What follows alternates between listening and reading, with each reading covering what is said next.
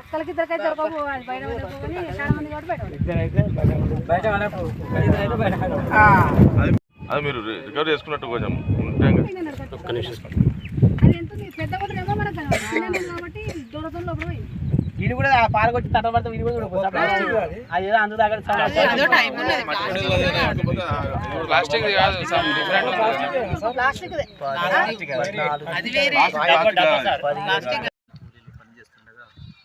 వాళ్ళకు పురాతన నాణాలు లభించాలనే సమాచారం మేరకు మద్దూరు మండలం తహసీల్దార్ గారి మరియు పోలీసు అధికారులు ఇక్కడికి వచ్చి విచారించడం జరిగింది.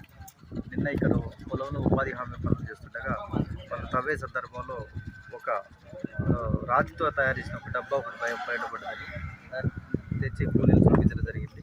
దాన్ని తహసీల్దార్ గారి ఆధ్వర్యంలో స్థానిక ఒక అవసర వ్యక్తిని పిలిపించి వాటిని చూడగా అవి ఒక వెండి నాణ్యాలుగా వాటిని గుర్తించారు.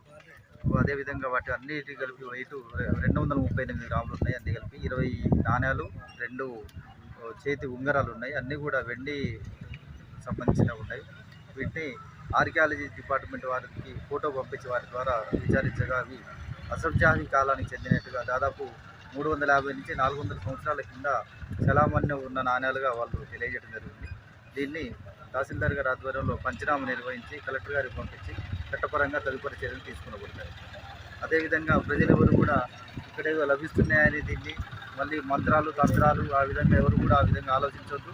అక్కడ ఎలాంటి వాటి కూడా తవ్వకాలు అయ్యేసరిపోదు. ఆ విధంగా ఏమైనా చేసినట్లయితే ఎవరికన్నా ఇలాంటివి దొరికితే వెంటనే పోలీసు వారికి కానీ రెవెన్యూ వారికి కానీ అందజేయాలి.